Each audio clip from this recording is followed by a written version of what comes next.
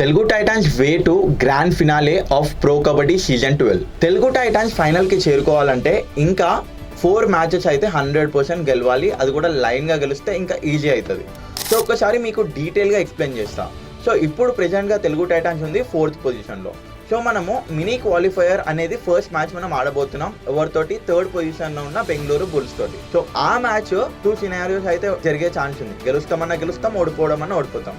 So ఆ match మనం గెలిస్తే ఏం జరుగుతుందో మనం ఒకసారి మాట్లాడుకుందాం. సో ఆ మ్యాచ్ మనం గెలిస్తే ఎలిమినేటర్ 3 అయితే ఆడాలి. ఎలిమినేటర్ 3 ఆడి ఎలిమినేటర్ 3లో గెలిచి దెన్ క్వాలిఫైయర్ 2 ఆడాలి. దాంట్లో కూడా గెలిస్తే ఫైనల్ కి అయితే చేరుకోగలుగుతాం. ఓకే, ఇది ఒక perspective if Telugu Titans mini qualifier లో గెలిస్తే. సో ఇంకో పర్స్పెక్టివ్ ఉంది, ఏంటి, తెలుగు టైటాన్స్ మినీ క్వాలిఫైయర్ లో ఓడిపోతే అసలు ఏం జరుగుతుంది అని చెప్పేసి.